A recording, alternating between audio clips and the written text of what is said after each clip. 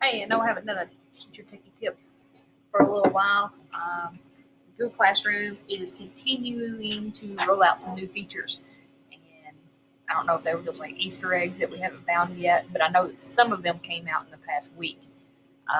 They have updated the stream on the desktop. We did have the plus sign down here. Now it's just strictly right up here. You will have to go click on that to make your post. Um,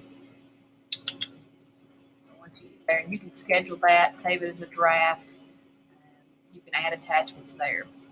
One of the big changes, and I'm still trying, I'm really not liking my number system since we have the topics how they are now.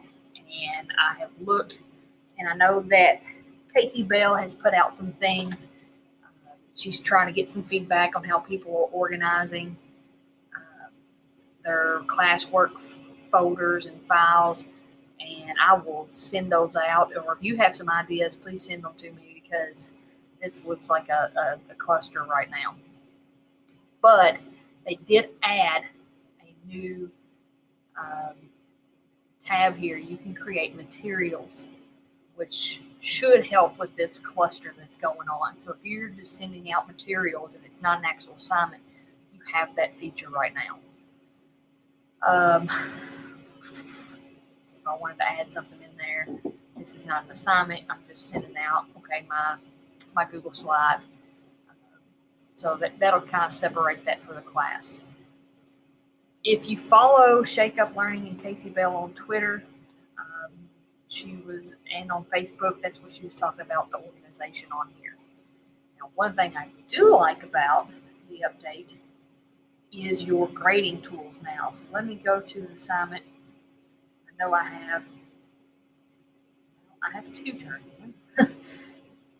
Let's look at those. Now, when you go to a student's work, it brings, especially if it's a Google Doc, you can add comments and things to this, which is great, right? And you can add your own comments. So if you have in this particular assignment, you seem like you're saying the same thing over and over again, you can use a comment bank. And you also can add in your private comments here. Here's the best thing. Instead of having to go back and forth, you can look at all your students' work. And if you're just going through and grading things really quickly, you can just click, and it'll tell you your next student that you're going to see. It's loading much faster. I can give Braden his feedback here and return it with his comments, and then it will send a notification to him. So this is much easier now. So I didn't know if anybody had noticed that. Okay.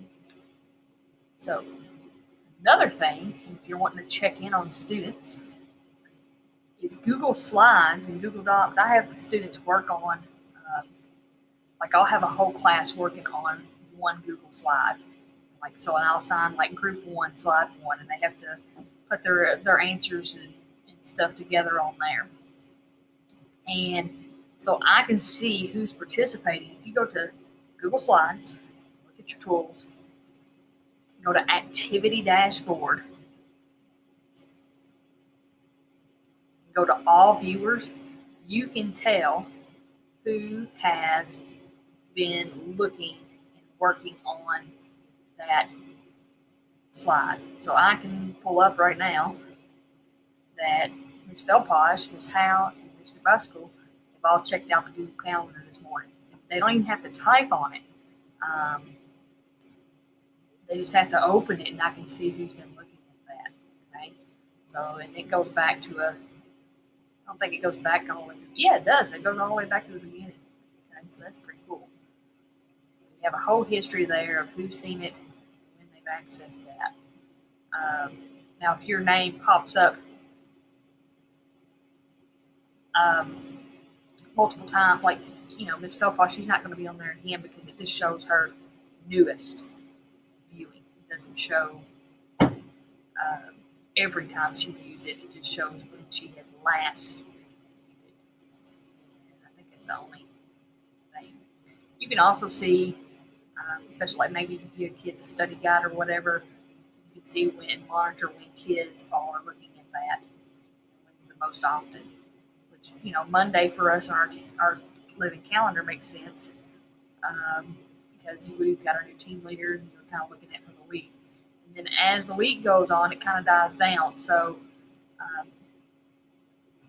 just make sure that we're looking at that Google Calendar.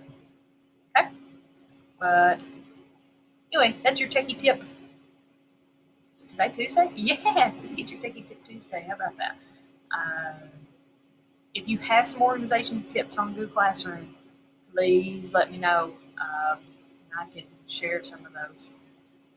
If you have ideas, because I'm really not digging. I like the topic features, but I'm not liking my number system because, as you can tell, you know, it is kind of jump all over the place. Yesterday I tried putting out just a planner announcement too, to say which, you know, numbers we're working on for that day. So we'll see how that goes. And I'll probably get some student feedback on that too to help us out. So have a good week.